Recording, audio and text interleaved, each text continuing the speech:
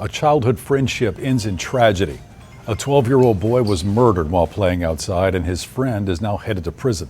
Tonight, a historic guilty plea and sentencing for a boy who was only 13 years old at the time when he murdered his friend along Arkabutla Dam Road in Tate County.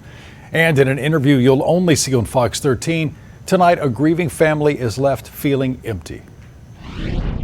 We just never thought this could ever happen. You hear these stories, you see things on the news, but you think, gosh, I feel bad for those people, but that's never going to be me. Until one day, it is.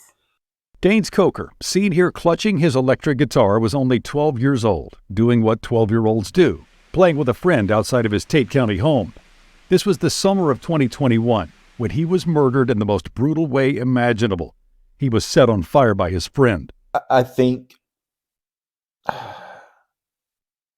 Lane Campbell poured fuel over my son as he was either sitting or standing and lit him on fire. That's the bit I can't explain. I can explain the how. I can't explain the why.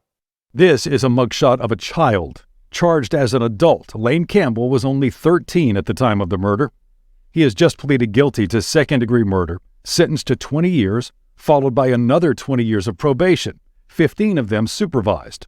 A sentence Coker's parents feel does not go far enough. And this is not the first death blamed on the young teen. Just 1 year before this murder, he shot and killed his 7-year-old sister. He was not charged with a crime. There's a lot we don't know. We don't know how. We've heard bits and pieces of how Lane behaved at school the past, the year between his sister's death and our son's death.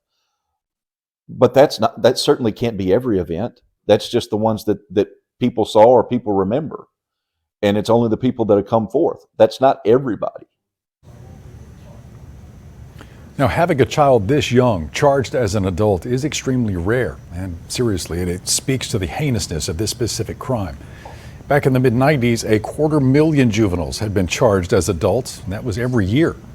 After new laws forced changes to sentencing guidelines by 2019, that number had dropped to 53,000 per year. Right now in Mississippi, there are more than 1,100 people in prisons who were arrested before the age of 18, 68 of whom have been locked up for at least 2 decades.